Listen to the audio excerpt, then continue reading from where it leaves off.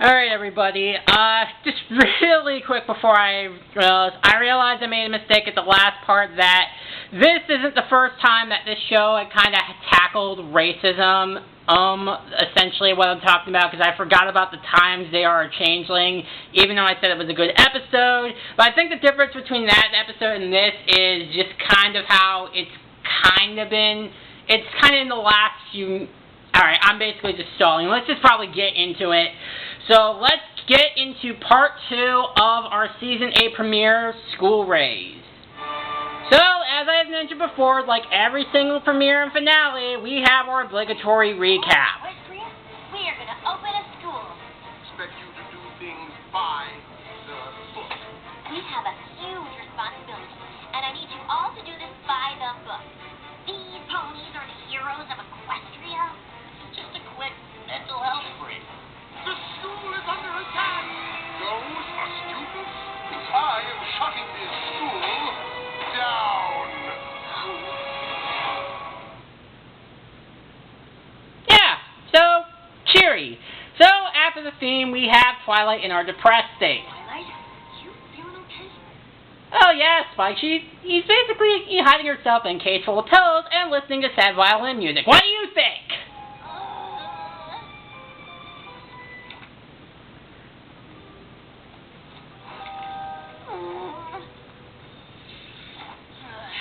Look on the bright side. Sure, the EEA closed your friendship school, but now you've got time to do other stuff. It's like being on vacation. Vacation that's probably for a school that only lasted about, I'm assuming, a day. A failure vacation.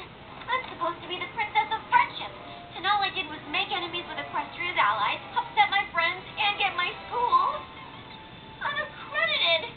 There is no bright side. Alright, so I understand this is supposed to be a really big Twilight freakout moment because honestly there should be more inflections, and honestly I think a lot of people pointed out, but that reaction of there is no bright side, obviously I do agree it does sound a bit phoned in. I don't know if it was like the best take they could get, or if Tara Strong was just tired of that, or maybe she's just probably a bit exhausted with the role that she's given how by this point it's been about 8 years. So yeah, obviously I was expecting a bit of a Twilight freakout moment, and the whole thing just kind of feels mundane. Like I said, I don't know if it was because Tara Strong was just tired that day, or if that was the best take, or if they were just on a time crunch, but yeah, that's really phoned in. So the rest of Twilight's friends basically come in to try and cheer her up, basically to no avail. But we do get this funny line from Pinky. You didn't tell me this was a pity party. I would have brought ice cream. I appreciate you trying to make me feel better, but not everything can be fixed with dresses and cupcakes. What? So then basically Twilight goes over to school and acts like Little Miss Mopey. To get tired of pillow fort pouting? Every pony's already tried to cheer me up. It won't work. You know, it's really kind of amazing how basically Twilight just kind of takes everything into account from just basically a one big racist. In the words of Polly Calafiore, it's kind of disappointing to see you get broken down by like a little bitch of a man. Yeah. But then Starlight basically does the opposite thing and essentially tells her what she did wrong. I'm going to tell you what you did wrong. What? You gave up too easily. Hey, you made me a guidance counselor. That means tough love. Naysay was right. I failed. School was a disaster. Like I said, even though technically Naysay is in the right, as the clip I just played before, it's really just kind of disappointing seeing Twilight get broken down by like a little bitch of a man. So was I when you met me, but you showed me that when you know in your heart something is right, you stand up for it. You did that for me. Why not for this? Equestria, and you're in charge of all the friendship in Equestria. Why should you let some pony else stop you from doing your job? But the EEA rulebook doesn't matter. You can write your own rules. Okay, so like I said in the last part, I am not an expert in the anything related to school and education. As I said in the last review, I am not that person. I don't have all the information, and honestly, it feels kind of mundane to kind of compare a cartoon about talking horses to real life, even though I have done that a couple times in a couple of episode reviews. But essentially, I am not going to dive into those details because that would make me an idiot. But even more so, I'm just taking the episode for what it is, and I'm just taking the information with a grain of salt. You're doing something new. So Twilight basically decides to open the friendship school, but they have a handful of problems. This time, we'll run them out to teach however we want to. No more school.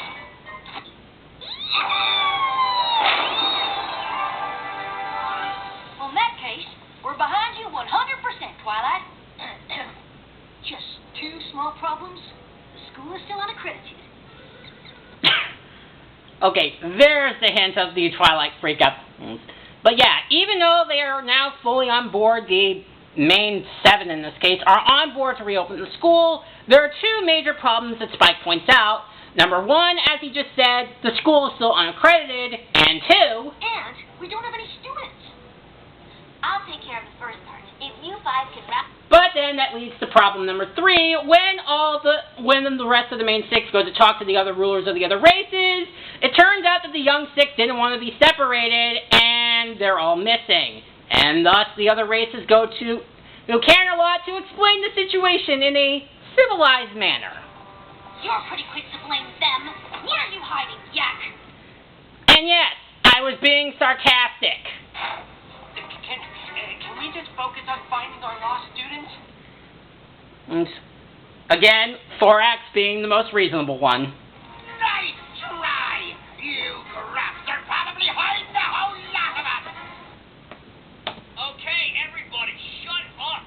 It's probably what I would be saying in this situation right about now, because these essential rulers, Thorax notwithstanding, they're kind of not even being reasonable to listen. Please, every creature, if you can just...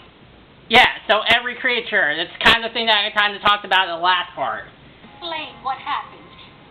The students left us notes before they disappeared. When the school closed, they didn't want to say goodbye to each other. They claimed they ran away to stay together. Yeah, so that's kind of the thing of the friendship, as Twilight points out, and I'm surprised nobody basically told us, oh, so this is all your fault. And... On every kingdom until we find which of you is hiding Solder! Yes, fight griffins and dragons! The Changeling Empire can't afford an international incident. If any creature blames the Changelings for this... What are you up to, shapeshifter? Given that you guys just had an episode with Spike about half a season ago, I'm surprised you're quick to blame. Alright, so let's just cut to the chase. So essentially the rulers basically say that if the lost students aren't returned, they're going to declare war. Okay, so like I said, with the leaders of Equestria, again, Thorax notwithstanding, since of the 5 leaders, he's the most reasonable one, obviously them getting all their frustration, fighting, and declaring war on each other is exactly what Chancellor Nace was kind of bringing up. So, just to clarify, you're basically proving the racist right. That's not a good sign. So the main 6 basically try to get together to find out where the young 6 are, as basically Sandbar basically comes in, and for once, the main 6 figure out what's going on through Sandbar's reaction, as they realize that he's hiding the rest of the lost students. I want the cupcake! What? Sandbar was friends with all of the missing students, and he just got plenty of cupcakes. Yeah, and like I said, I hate to be that guy, but even watching this episode again, I honestly still think that Sandbar is the least interesting of the young 6, but minor nitpick. He was at the farm this morning picking up a wagon load of apples. And I saw him in a shop buying pillows and blankets. He must be taking all that stuff to the other students. We gotta follow him. Yeah, so I really like how the main 6 are able to just crack down on it immediately right from the get-go, and basically figure out what's going on. So then we cut to, believe it or not, the castle of the 2 sisters. It has been so long since we've seen it, but I'm glad they're bringing it back, where apparently this is where the Young Six have been hiding out. This place is way cooler than I thought it'd be.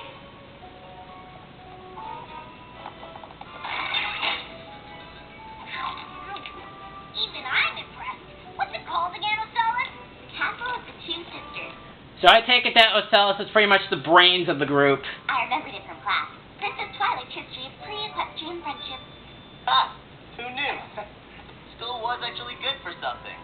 Yuna not really like school, but Yuna like new friends. Okay, I'm kind of in a bit of a toss-up. I think my favorite of the Young Six is a toss-up between Gallus and Yona. And I think once we get to a later episode, I can kind of tell you why I think Gallus falls under that category. Breathing. Hey, you guys! Sandbar is back!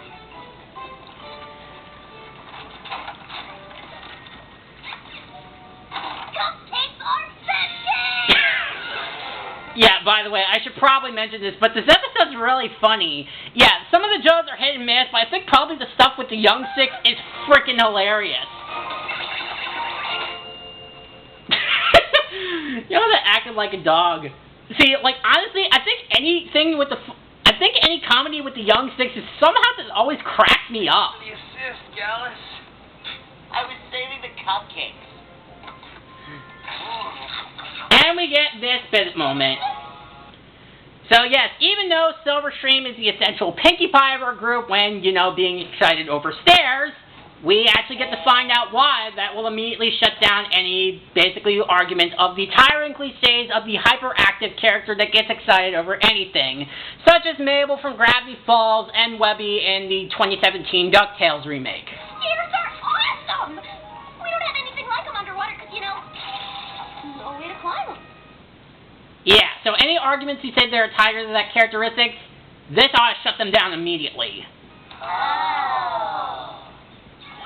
This place has everything!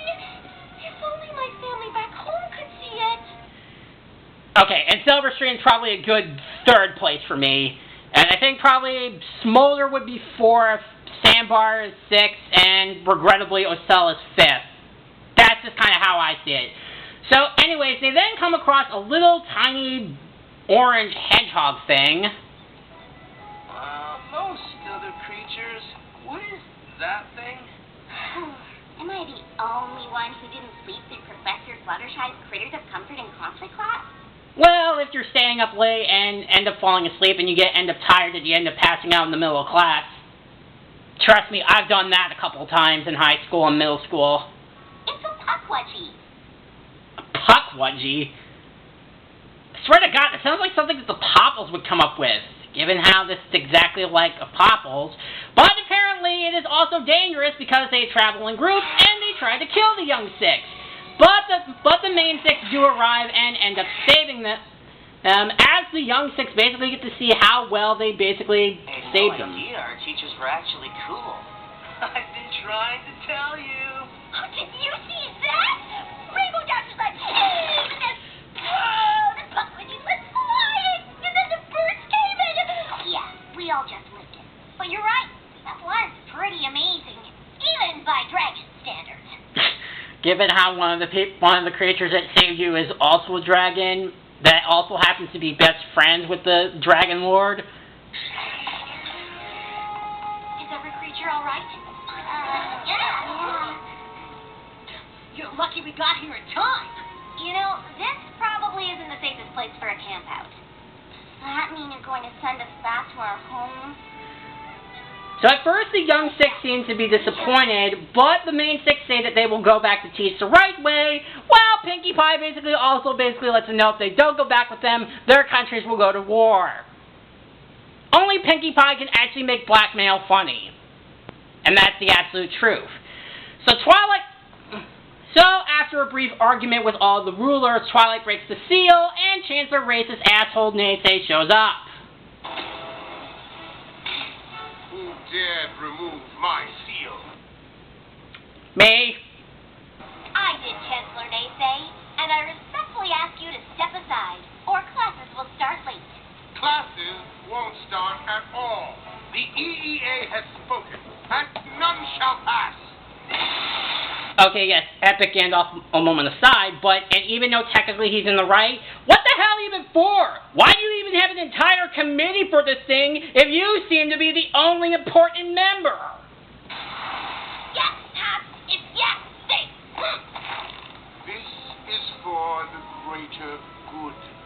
So, basically, the ends justify the means, huh?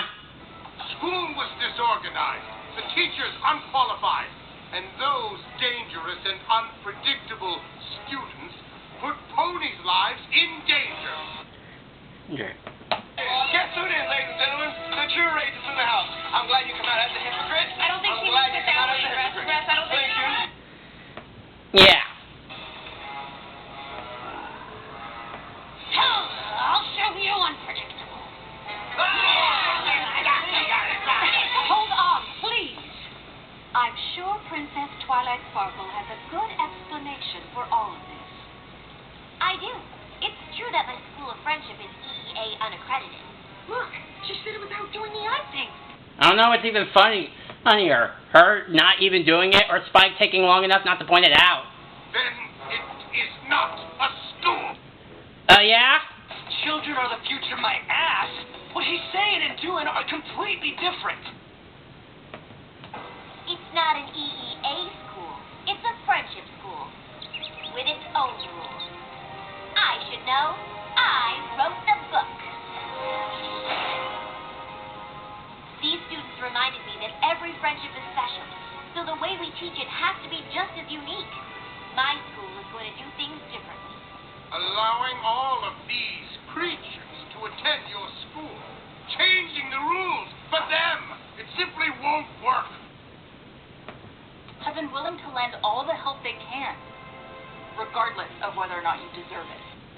It's probably what I would have been saying about these quote-unquote creatures, as Princess Celestia steps in and gives Chancellor Naysay a pretty sick burn. I seem to recall something about Earth ponies, unicorns, and Pegasi doing something similar. Don't you? Shots fired! I promise you, Chancellor, my school will help protect Equestria. Or destroy it.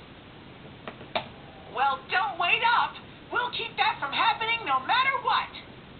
It's probably what we would be saying, but yeah, they basically, Chancellor Naysay just all of a sudden gives up and retreats because he realizes that he's not above all the authority. So then we get the second song of the episode that honestly, I haven't really had enough time to look at it because honestly, the songs in this season, because they aren't on iTunes, they honestly slipped over my head. But essentially what it is that each member of the main six has their own special class, as everybody is happy to say it, but we do get this pretty hilarious lyric from Twilight. Some things you just can't teach with books. There was a line in this episode that Spike said that I kind of skipped over, which is, "Who are you and what have you done with Twilight Sparkle?" So after the song ends, we do get to see another pretty humorous moment with Ember breaking the fourth wall. Fine! If you promise to stop singing, Smolder can stay! And we also do get some pretty hilarious moments from Gallus. Why, all right. Stop doing that. So then the school, basically now accredited, is basically full attended as they go to begin their new school. And that was School Days. And I think I might have set the bar for the season really low, because this episode's a lot better than I thought it was going to be. So it was a good season opener. I really do like how the season kind of addresses all the problems regarding the racism. How it basically points up everything that the fandom has kind of been bringing up since, well, probably since near the beginning with how the show and its characters basically addresses racism. This episode is also very humorous. There was a lot of moments that I found myself laughing. Do all the jokes hit? No, not really. And even though while this episode was a bit hard to watch in regards to the racism, especially from Chancellor Naysay, he is the villain, so I guess it would kind of make sense. But at the same time, I do kind of understand why. Now, I guess maybe the only other thing that I would have to nitpick would probably be just kind of the reactions of basically the other rulers of the other races, again, minus Thorax, because he essentially was the only reasonable one, just essentially basically declaring war over a minute issue, kind of proving the racists right. But yeah, overall, I think this was a good season opener. It is to get a little bit hard to watch, and some things did sound a bit phoned in. So I think compared to part 1, I think this episode part 2 probably goes down to about a B, because there were just a lot of much harder moments to just kind of watch, but nothing that really overall breaks the episode. So if part 1 was an A minus and part 2 is a B, then overall School Daze averages out to a B plus. I really do enjoy the episode, and maybe season 8 won't be as bad as I thought it was going to be. So yeah, so as a whole, School Daze as a whole gets a B plus. Alright, so with that, we are now on to, now we're about to go on to the rest of our episodes. So, alright, so next time, our next episode we will be looking at is the Mod Couple.